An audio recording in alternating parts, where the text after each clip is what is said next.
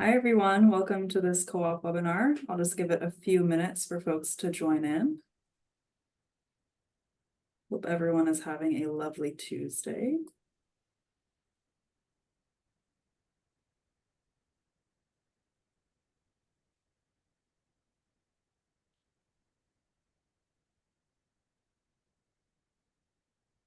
Okay, well, welcome to today's webinar, Employee Ownership 101.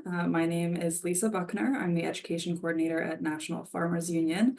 I'm joined today by Matthew Epperson. He is an employee ownership domain expert at Zoladar, which is a platform that helps business owners transition to employee ownership. Now, I know there are multiple pathways to employee ownership, but because October is co-op month, we will be focusing on the cooperative model. We'd love to know where everyone is calling in from today. So we'd love if you could just put something in the chat, either where you're calling in from, what interests you about employee ownership, if you work at a co-op, which one, just something to introduce us to you. And while everyone is doing that, I'll just say if you have any questions, please put them in the Q&A. We'll address them intermittently throughout the webinar or at the end. And with that, I will hand it over to Matthew. Awesome. Thanks so much, Lisa. Can you hear me okay? Mm-hmm. Okay, amazing. All right, well, so nice to meet everyone. Thank you so much to the folks here at National Farmers Union for inviting me. And yeah, I guess I'll just kind of get started. So the way this is that we've kind of envisioned this today, I'll be talking to you a little bit about, sort of what is employee ownership, because it is Employee Ownership 101. Who are we when I say Zoladar, and what it is that we're offering. And the way that I'd like to explain what we've built for employee ownership is actually through a demo. So I'll actually walk folks through taking a look at what we've already built, and then say a little bit more about what we're planning to build as well. So with that in mind, what I'm going to do is I'm going to share my screen, and I'm going to go into presentation. Okay, again, so my name is Matthew Epperson, and so great to be with you all today. So to give you a high-level introduction to Zoladar, it might be helpful to give you a sense of our mission. So this is we're on a mission to increase the household wealth of everyday Americans, particularly through employee ownership. And so how are we going to do that? So we're building the easy button for businesses to adopt employee ownership. And if this is your first time hearing about employee ownership, then our narrative may challenge some of your conventional beliefs about employee ownership. Employee ownership has, of course, existed as a model for quite a long time, and we're not inventing this model. So I definitely want to encourage folks to, pepper in those questions, use the Q&A box, and Lisa will let me know and interrupt. And I'm happy to stop for questions as we go. All right, so who am I? So I'm Matthew Epperson again. I've been working with cooperatives since around 2010. My first cooperative was actually a natural foods grocery cooperative where I live in Athens, Georgia. I was also the founder of the Georgia Cooperative Development Center in 2017, and I've worked across various different co-op contexts, including I worked in a credit union, I've worked at a platform research cooperative called Savvy Cooperative. We're also Start.coop graduates. I also serve on the board of the Shared Capital Cooperative, and I also chair the membership committee of Cooperation Works. I also work locally with a community investment cooperative called HiveMind. And with regard to my role today, I'm coming to you as the EO domain expert at Zoladar as of about March of this year. And to make that part of my career development explicit for you all, when I was working for about 5 years in the Georgia Cooperative Development Center space, I worked with both startup as well as conversions to worker co-ops. And I quickly found that the process would be fairly high touch in terms of the inbound from small businesses pursuing worker ownership. And to me, this begged an important question. Given the scale of how many small businesses exit their business every year, how could this process possibly be enhanced? How can we make worker ownership more accessible to more people? How much larger of a portion of small business owners could find EO as a successful and viable exit option? So enter Zoladar. So Zoladar was created by our co-founders, Ashish and Sonali, who I'd like to briefly introduce you to as well. So Sonali and Ashish have several decades of experience building successful products. They met as interns at Google back in 2006. Ashish returned to Google and continued his career in deep tech across companies of all sizes, including a startup working with the founder of Matterport. He has hands-on software engineering experience and has built cross-functional and cross-border teams from scratch. Sonali went the impact-oriented path, still rooted in technology. She was the CPO at Kiva, and instrumental to building the loan book to $1 billion. Also, she was a founding team member of the Jobs for the Future Labs, focused on upscaling products and deciding to pivot her focus domestically to address some of those similar challenges at home. Oh, excuse me for that. All right. To set the stage for today, we're anchoring on a generation-defining trend that we are all witnessing. 3 million business owners in the US are retiring. They're half of all small and medium businesses in the US, and the wealth of these owners is often locked in their businesses. Now, when these small business owners attempt to unlock that wealth, they're often finding that about 80% is the statistic you might be surprised to hear. About 80% of them fail to find a buyer today. That's 4 out of 5. These are businesses with a long track record of generating profits, and they're big contributors to the US GDP and US employment. So the point there, just to emphasize, these aren't necessarily, we can't then conclude, okay, if 80% of businesses are struggling to find a buyer, it's not that they're bad businesses. There's something going on in the market there. So what we've found is that oftentimes it's a matter of reaching an impasse because an owner does not come to terms with the M&A landscape in time. Ultimately, they don't have any choices other than to shut down and maybe end up doing a salvage sale of their business. We've also found that most owners are unprepared to sell their business. They don't know how necessarily to evaluate the options and the right price and time to sell their business. Many are concerned about maintaining their legacy and doing right by their employees that they've worked with for most of their lives, but maybe unsure how they could do that in a transition, especially if they only consider maybe third parties such as private equity or strategic buyers. How could they potentially preserve that focus that they have on the well-being of their employees? So enter our solution, broad-based employee ownership. So this is a deal structure in which we refer to it as a leveraged buyout, and I'll explain what that means, that allows owners of profitable businesses to cash out of their business.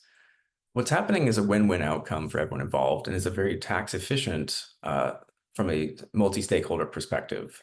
So owners can determine the pace at which they want to cash out, and the employees get an option to build wealth by vesting ownership in the business.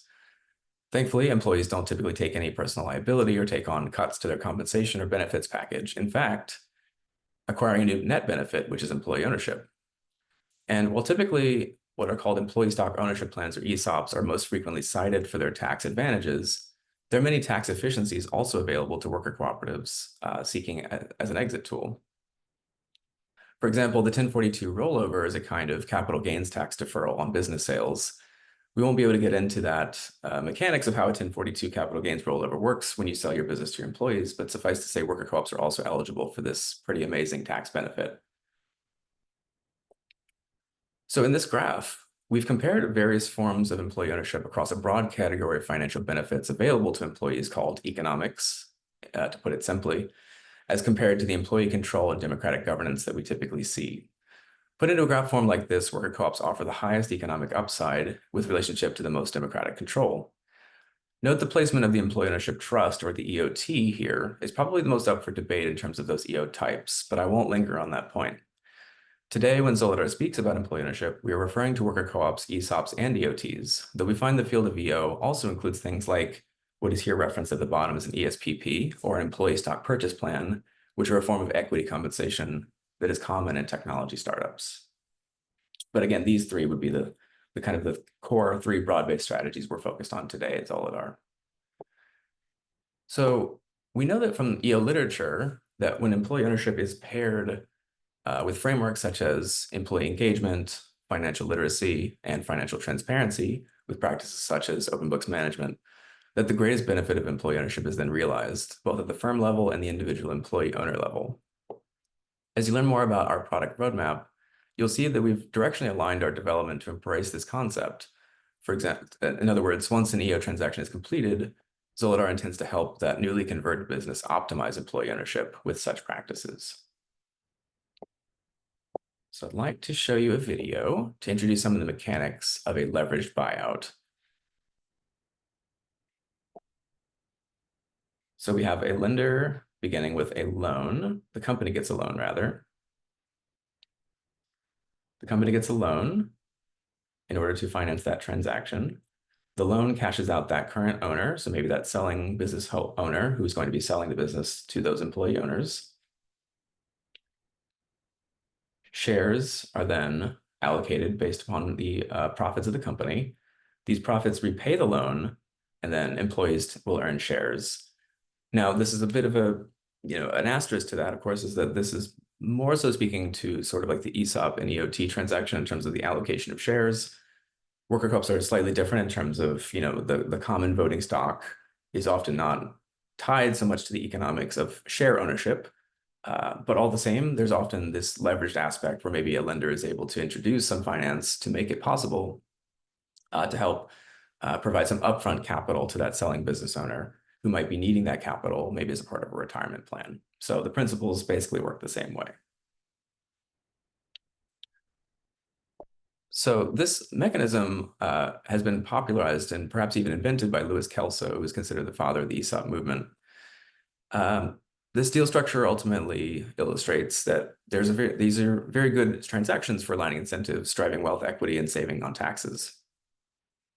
And that's, obviously happy to stop if there's any questions about that. So we find that our focus on employee ownership helps us go after a market that is ultimately 5 times the size of the current mergers and acquisitions market. And to build this market, we first plan to start by codifying employee ownership strategies, using software to increase access to these strategies, and finally add use cases on top of the employee ownership structure to build an entire employee ownership category. We believe that we can codify EO deal structures and make them repeatable with software. We expect humans to still remain in the loop, but mostly remove the repetitive and non-value adding work that they're doing in that process. There's definitely a latent need for the successful solution for retiring owners. Solidar will increase access to employee ownership as the solution. And we believe that this increased access will increase usage of employee ownership for succession. Finally, software-enabled employee ownership adoption will give us access to a lot of data on the business's performance. And looking at industry statistics, we know that many co-op development centers and consulting firms performing worker co-op conversions today are not exceeding 50 transactions per year, which gives a sense of why there is probably around 1,000 worker co-ops today operating in the United States.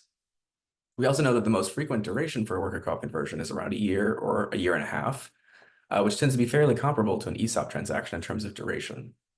So it's our hypothesis that we can grow the pie, so to speak, for all the employee ownership ecosystem stakeholders, creating a much stickier process for the ecosystem that is more efficient, affordable, as well as transparent, and available to small business owners anywhere in the United States. So what does that look like in terms of what we're building? So again, we're building an easy button for employee ownership. And the 3 pillars of our vision are building on a suite of SaaS tools. If folks haven't maybe heard them, in case someone hasn't heard, so that's a software as a service. Building a suite of SaaS tools, a marketplace, and a community. There's going to be a link at the end of this presentation where one of our call to actions at Solidar is we would love to have you sign up for our community waitlist. So what do I mean when I say community in the sense of Solidar? So it means 3 things to us. First is reputation or identity, which is like a social media platform for employee ownership. Second, it also means a wiki-style employee ownership content database that is perpetually refreshed by the Solidar community of users, just like hopefully any wiki that has an active user base engaged with it. And third, it's a forum for asking questions and curating quality answers to those questions coming from the community. And as members of as cooperative experts, members of the National Farmers Union are definitely encouraged to sign up.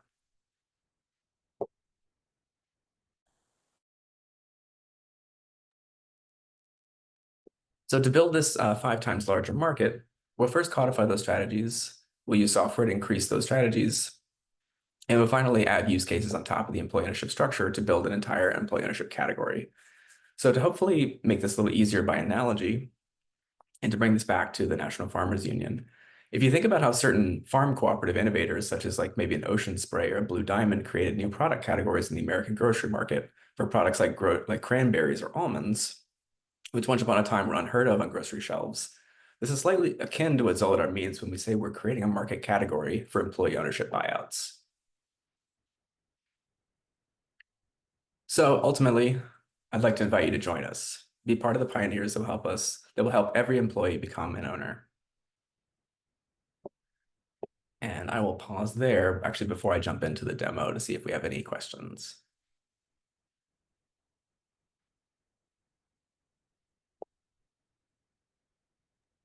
Doesn't look like there's any questions in the Q&A, but folks are welcome to put questions in the Q&A or in the chat, and I can just stop you intermittently. Cool, sounds good.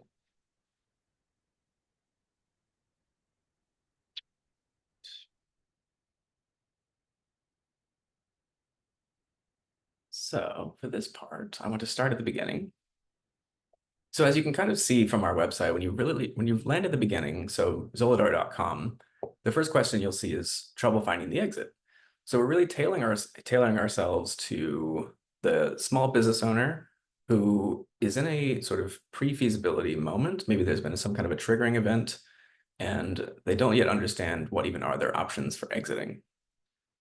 So one way to think about Solidar, by another analogy, what about if you were, say, a home buyer? So oftentimes when people start the process of maybe trying to buy a home, they might turn to the internet, and where might they end up? Somewhere like, say, a Zillow, right? So what Zillow can do for the housing market is oftentimes gives people a sense of what kind of a home could I buy and where could I buy it? What might be the prices of homes in the areas where I might want to live? That's kind of how we're thinking a little bit about Zolidar, is we want to be that first touch point. So maybe folks find us on the internet, maybe they're doing some searching about like, what are my options for selling my business? And then we can really start at the beginning with them. And that's why you'll notice the first feature that we built is called the Day Zero Guide. So as with any day zero, the beginning of a journey, we want to introduce broad buckets of what types of exits are there, what exists currently for them. And then from there, help them think about and compare based upon their situation, what makes the most sense for me as a business owner looking to sell my business. From there, we'll move from a more qualitative kind of analysis, and then I'll actually show you these features, but we move then into a more quantitative analysis. So the AHA Planner here is more of a quantitative approach. So we're going to look at these very direct kind of financial metrics, such as a indicative valuation, we call it, which you might think of as sort of a pre-feasibility value snapshot. Just like that Zillow analogy, what might be the value of this business if I were to attempt to sell it to my business, or sell it to my employees rather? What is that value? What might it be as we move further down in that process? And then a variety of key performance indicators, as well as some liquidity planning as well. And then what kind of unites the two of those features together, and I'm also very excited about, is Solid AI. So this is where we're bringing in our own large language model, almost like a GPT, that we've actually built on employee ownership.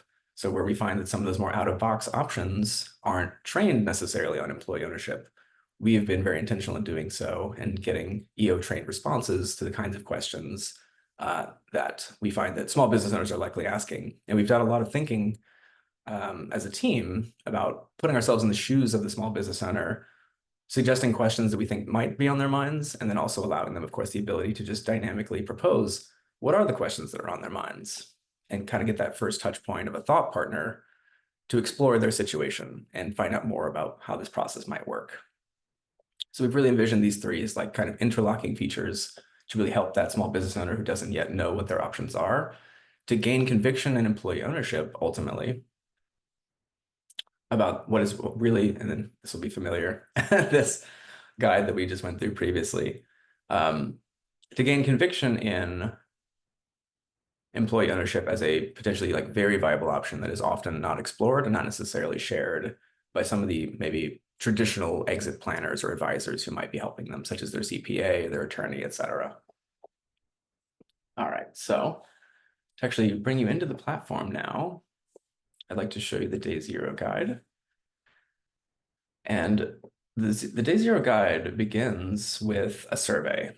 So we've spent a lot of time thinking about sort of what are those most impactful questions that every beginning selling business owner has to consider about their business to be successful in planning out their succession. So things like, how would they describe their profitability? Obviously, we're looking for the ability to sell a profitable business. What kind of leadership succession exists today? What kind of planning have they already done? Do they plan to remain involved operationally? Or are they looking for more of like an immediate retirement or other type of exit? What type of liquidity? Put another way, do they need cash up front in order to sell their business, which is kind of related to the previous point about are they looking to exit immediately or not? How are they currently receiving these outside buyer or competitor offers to the business. What has that been like for them? We know in some industries, it's become quite public that, private equity is very interested in certain industries. So that's obviously part of what we're considering too, is how do those options compare to each other? Are you interested in passing the business to a family member, which, as we know, many small business owners, their first thought or maybe their first preference might be to sell to their family, but in many cases, this is becoming a less and less frequently viable option for them. But of course, we want to know that going in. And just a quick note there that, of course, employee ownership and family ownership don't have to be mutually exclusive. So that's one example of like the various types of common misconceptions that exist in the sort of world of, small business succession. That you might have to go one way or another. Actually, a lot of times there are opportunities for blending different types of exits. Then we also go into some Likert scale kind of ranking. So putting a number to how important are these things, such as maximizing your selling price. Of course, for employee ownership, prosperity of the employees being a priority is a key indicator of, do we think employee ownership will be the strongest fit? What about that legacy for the community? How important is that continued business performance and longevity? The time and the effort required in the transition, as well as the costs that might be associated with it. And then once these are all kind of computed together, what we've created is a kind of a scorecard that puts these three side by side with each other. It helps the selling business owner understand what are the different sort of pros and cons related to the way that they've responded across these 9 different sort of factors or elements of how they might be evaluating these different options of employee ownership or a strategic sale, which, I think I may have alluded to this if I can make it more explicit here. Typically is like maybe like a competitor who might be buying the business. Or a financial sale, which might include something like a private equity or other financial kind of opportunity related to the sale. And then we've also got some high-level definitions. So you can see that education is a key component of this, right? We're trying to provide a sort of initial touch point for education. And we're also building in the solid AI. And so I just wanted to show you that for a moment as well, that, throughout this experience, you'll notice these additional resources that we peppered in for potentially third-party resources that can also help further, reach a greater depth with the understanding for that small business owner of like what it is that we're trying to convey with that particular section. We also can hit show more here, and this is actually a variety of sort of pre-configured questions that we've already thought of, such as why aren't there more employee-owned companies, for example? We've already created ideas about that sort of thing. And of course, we can also suggest new questions. And, I'm happy to take any questions from the audience if they want to give Solid AI a spin. And just to show you real quick also how that looks across these tabs. So is there actually, ready buyers, and is there a sort of financial feasibility to this transaction? What is the current profitability of the business? How does that relate to succession? How operationally ready are they? So is that succession team already trained up? Are there standard operating procedures? How important is that selling price for them, et cetera? And then we'll get to kind of dive in deeper across those. So now I want to move to the AHA Planner and to show you also what is the kind of information that's going into this, more the quantitative analysis. So here we've got, an indication of what is the industry that this business is working in. In this case, it could be some kind of a bank, but of course we have all sorts of different industries this business could be operating in. Location data is also very important for our model as well. They'll then enter information such as their income statement information, their revenues and expenses, some operational information like how many employees they have, if there's any concentration risk from sales to a large customer, for example, and then also balance sheet information. So that cash, accounts receivables, and then liabilities. And then when all these kind of come together,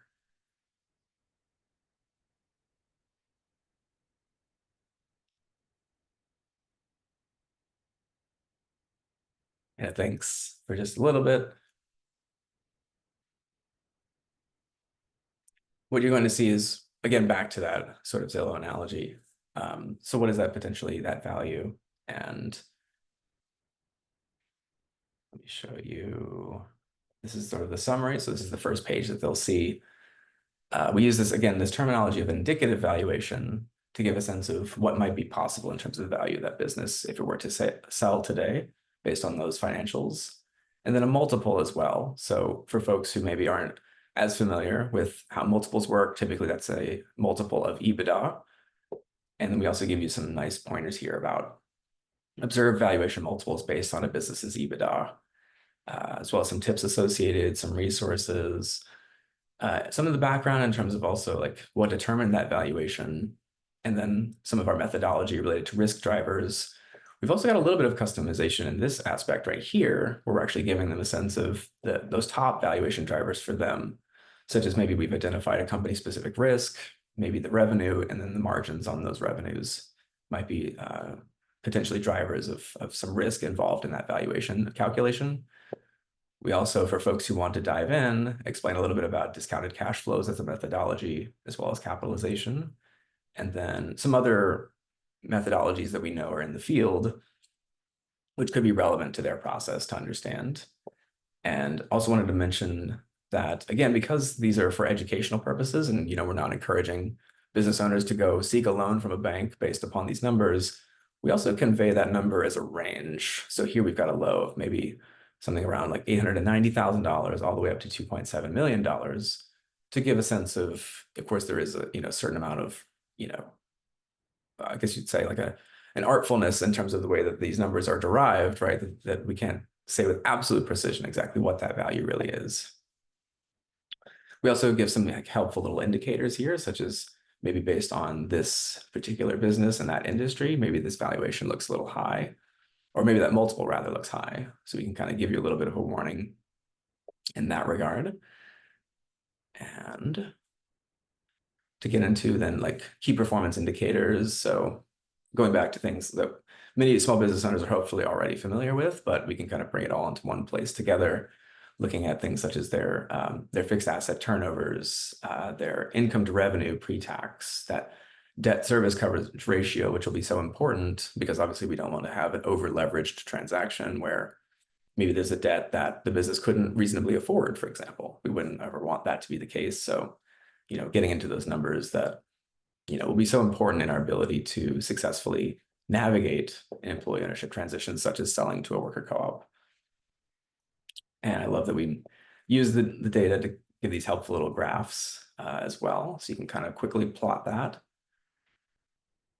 and explore each of these elements. And in those cases where maybe there's something that could be worked on, maybe days payable outstanding here, for example, looks to be off. We're also giving a little quick indicator of these might be areas that you could focus on to truly be ready for your succession and being successful with it. And then I wanted to also show our exit options.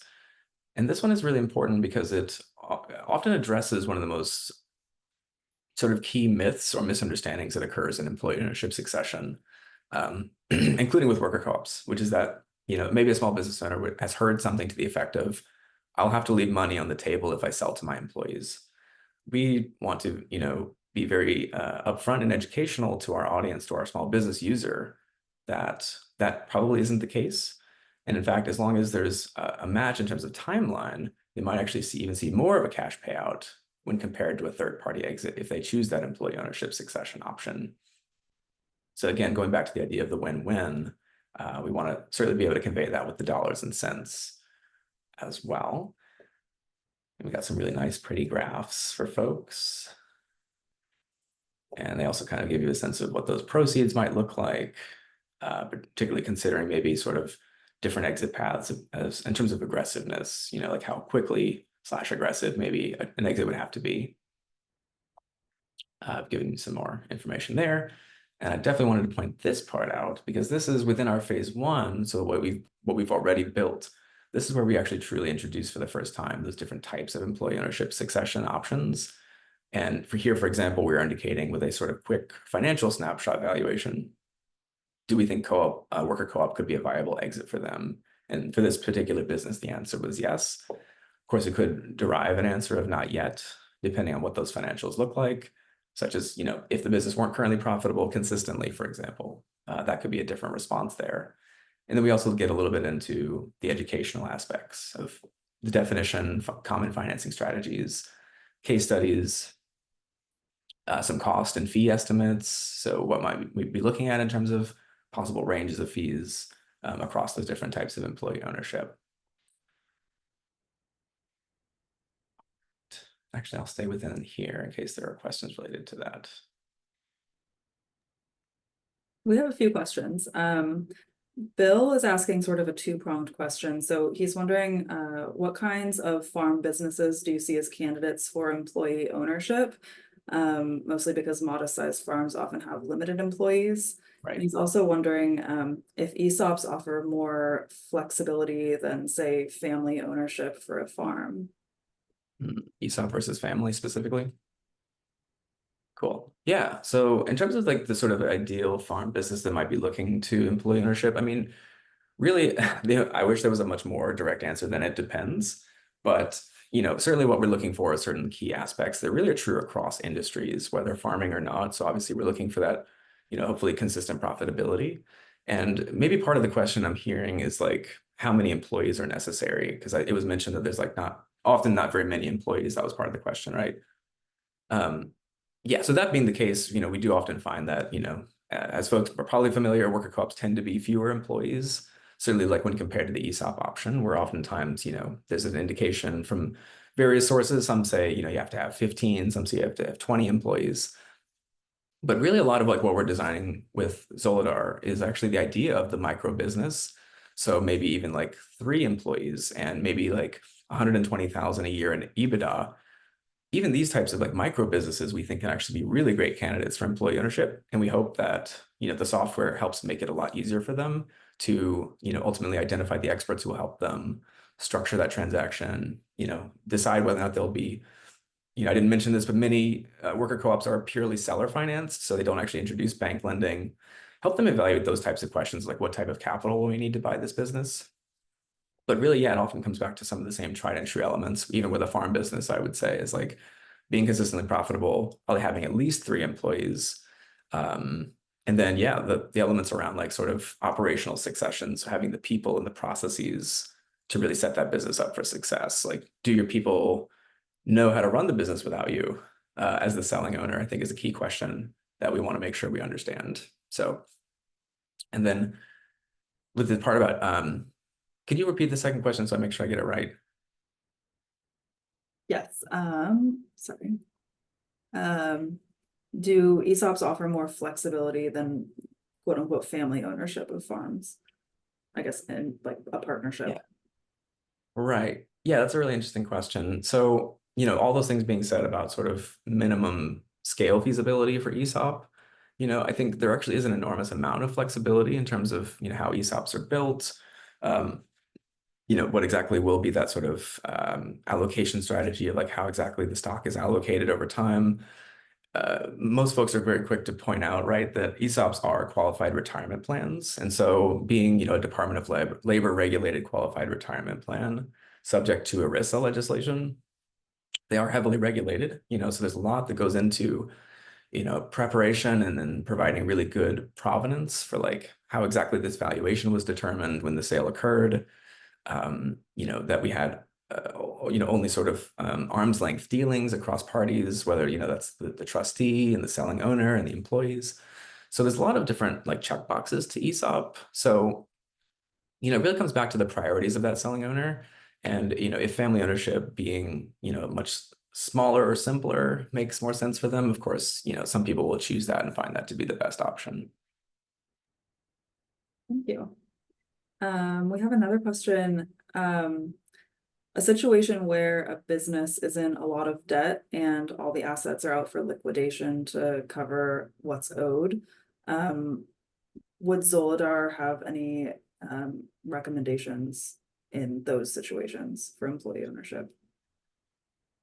Yeah, I mean, that sounds incredibly challenging, that particular leveraged position to be in with assets going to liquidation.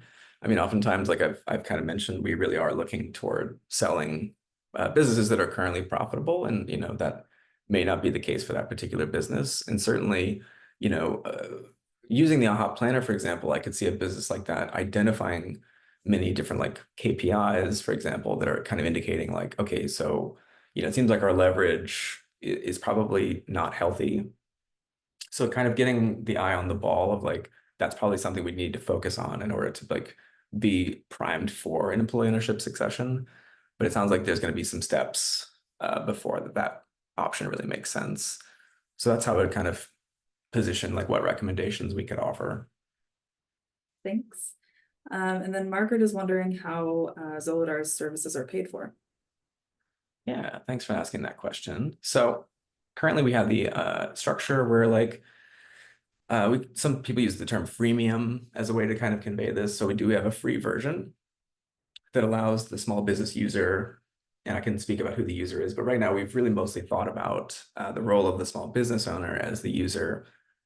We have things in mind for advisors too, but mostly the small business owner, potentially paying for this using, say, a starter tier, which here that's a 7-day access to the full suite, excuse me, which includes the AHA planner, which is that second quantitative tool that I showed you, as well as the full scale of Zolid AI for all of their questions that they might ask, whatever dynamic questions might be on their mind. With the free version, it's the day zero guide, which they have full access to, and then some of the Zolid AI functionality.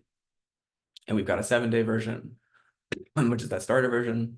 Then we have a 6-month because we believe that hopefully after that 7 days, they'll see exactly how the value is derived for them. And they'll be able to make use of it for 6 months at least, maybe even longer.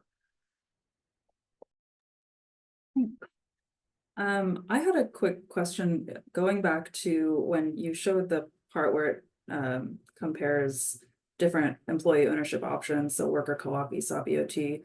What factors go into determining whether a business is better transitioning to a co-op versus ESOP versus EOT?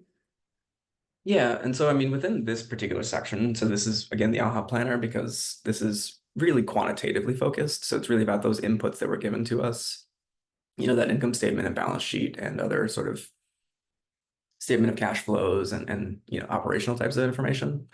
So that's really what's kind of factoring into this particular analysis here is a more like financial check on like what could be possible in terms of succession. But that said, there's so much richness in your question because there really is so much that goes into which of these models will make sense for them. And that's really getting into the future for Zolidar.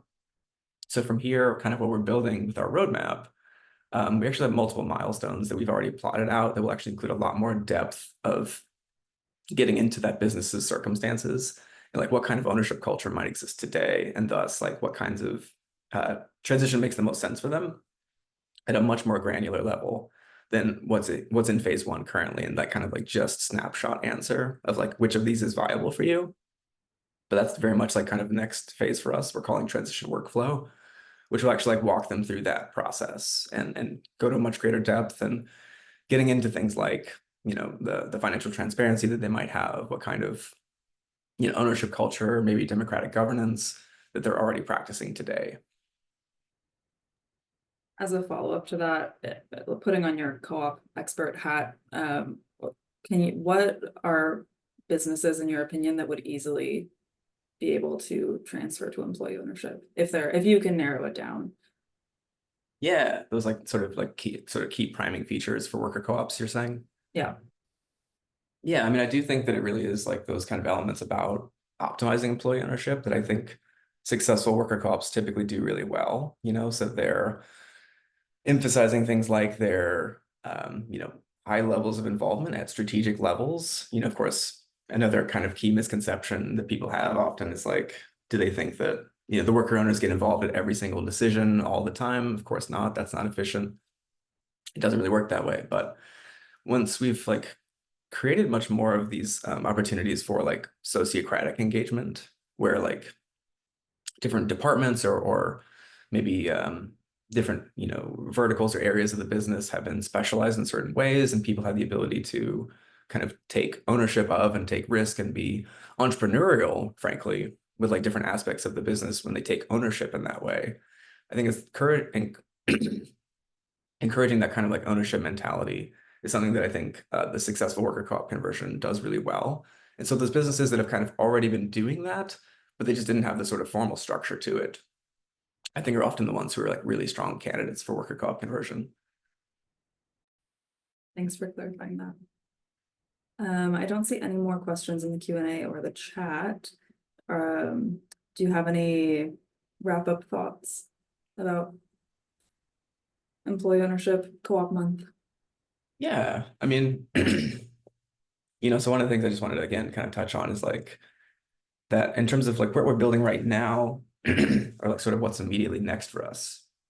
We're about to launch what we're calling the community, which is really these like three different kind of core features. So one of which is identity. So this is going to be almost, you can think of it almost like an employee ownership social media. So we want to have a space where folks can like find each other, interact with each other, really like kind of bring together what is otherwise sometimes kind of a fractured employee ownership ecosystem, bring them into more of a common space where they can find each other and also show off a little bit, we use the word prowess, give me a nice place for folks to talk about like, what have you accomplished in the employee ownership space?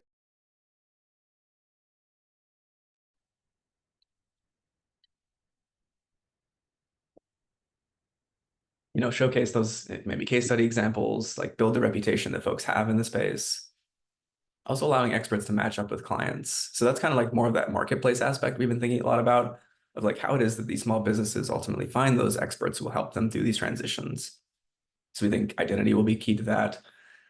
For knowledge base, again, this is kind of like a wiki style place where we've already curated a lot of content in terms of like so many different topics. Like I just, off the top mentioned the 1042 capital gains tax rollover. So much can be said about that, right? There'll be many, articles on this wiki or this knowledge base already just focused on that. And we're encouraging the community to like plug into that, make contributions and keep it fresh because we're always like in discussion, offering citations about the latest research and that sort of thing. And then also at the online forum, having that space to interact through like being able to ask questions, get expert answers, upvote those good answers to those kind of like a Reddit sort of thing. So, we're very soon to launch that. We're thinking maybe as late as like say mid-November, we might be launching that, but that's actually quite near term for us. And so, I wanted to put out there as a call to action for this group, joining that wait list that we have. So I used a little bit.ly link there. Hopefully folks could take, I could also share these slides, I believe. I'll confirm that, but folks can go to that link, they can join the wait list, and then they'll be the first to know when the community is live. I also wanted to suggest that folks, get in and try out our features.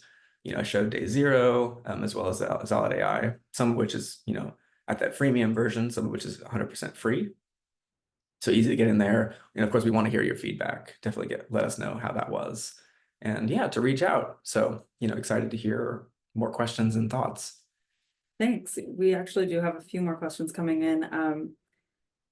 Can this platform be used in conversions to community ownership or co-op structures other than worker co-ops? So consumer co-ops, for example? So not today, so we've really built the roadmap for employee ownership. So these kind of more like exit to community kinds of, or like a consumer ownership cooperative is not what we currently are, building in mind. But, certainly I think there are still tools that could be really helpful even in that kind of, you'd have to be a bit creative probably. It'd be a bit more of a, I don't know how exactly to say it, but, not as prescribed, kind of use case to do a consumer cooperative conversion using the Zolidar app. You'd have to kind of position your head and your thinking in a different way. But I do think that some of the tools could still be quite useful and quite relevant. But yes, not intentionally, not certainly currently on our roadmap though for consumer ownership conversions. But I hear that question because, having been a co-op developer for many years, I also had folks who approached me about consumer co-op conversions. So I think it is a ripe area for more development, certainly for more models, and excited to have that conversation. Thanks. And then another question, how would you encourage co-op development centers and co-op developers to use this platform? Yeah, absolutely. So, I mean, something that we've heard a lot, in fact, I was just hearing this, I went to Chicago for the US Federation of Worker Co-ops annual conference. And one of the things that came up in one of the sessions was that, there oftentimes is a challenge whereby like maybe the employees themselves didn't necessarily know that a part of the process really is a negotiation with that selling owner that oftentimes is anchored around evaluation. It's like, what is the value of this business? What should be the selling price of that business? Almost in all cases, selling owners know that they need to have a third-party valuation engaged for their representation of like they should have their sense of what is the value of this business. On the side of the employees understanding what is the value of this business and the negotiation thereof, I certainly would recommend, like, as with that Zillow analogy, make sure to start with something that is just very accessible like Solidar. Get a snapshot valuation. I think in terms of the other like price tags you might be looking at in terms of paying attorneys for their time and paying valuation experts and CPAs, on the hundreds of dollars per hour kind of basis, can get incredibly expensive to engage experts that like we really would love to like fit into this process whereby like we can be that first touch point to help ground the conversation, and that like that we have multiple input points to that negotiation and that valuation process, which isn't to say like the employees shouldn't get their own valuation as well, but this could be a great starting point for them, that they also feel like, oh, well, the owner said it's worth this, but they'll probably feel even more confident in that number though if they use something like a Zolidar. And I think the AHA planner is an incredibly useful asset in that regard.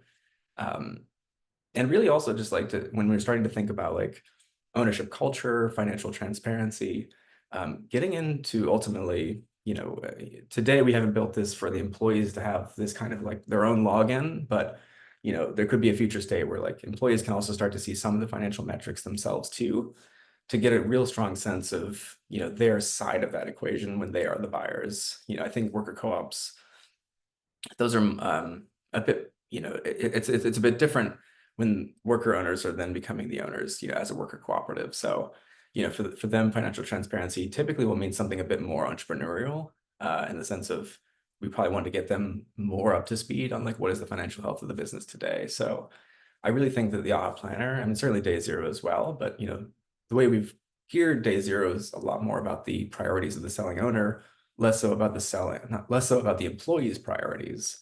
But I think AHA planner could be incredibly useful there. And I would definitely recommend co-op development centers.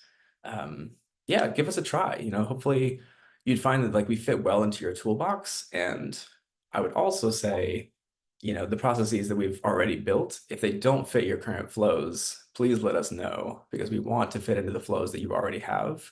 We want to be a valued member of that sort of suite of tools that you have available to you. So hopefully it's helpful.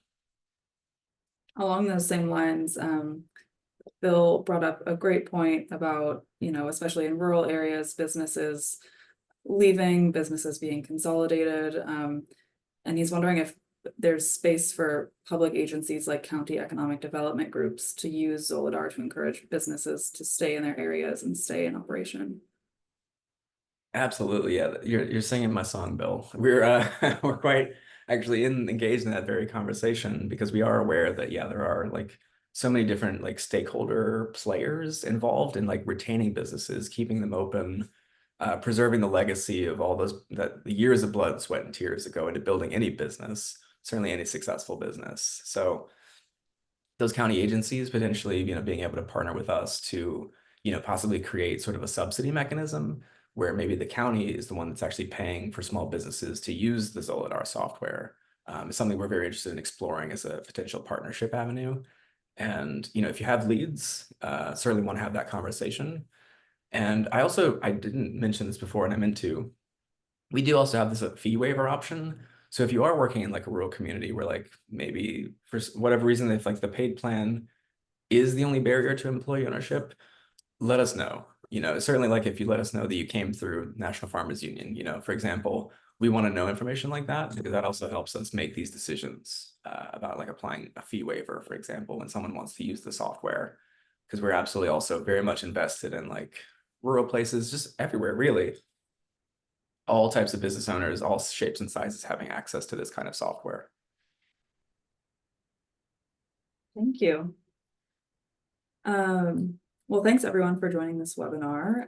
If you aren't already subscribed to National Farmers Union's co-op newsletter, I put the link in the chat, where you can sign up to receive co-op updates from us.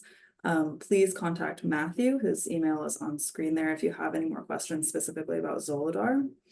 I just also wanted to mention one exciting opportunity that National Farmers Union has coming up for students specifically is our annual college conference on cooperatives that happens every February. This is a 2.5-day conference for students.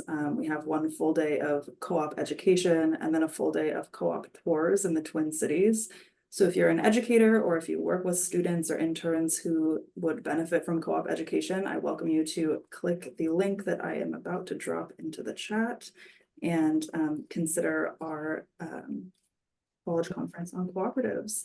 But yes, please contact Matthew if you have any more questions about Zolidar, and feel free to reach out to me if you have any questions about co-op education.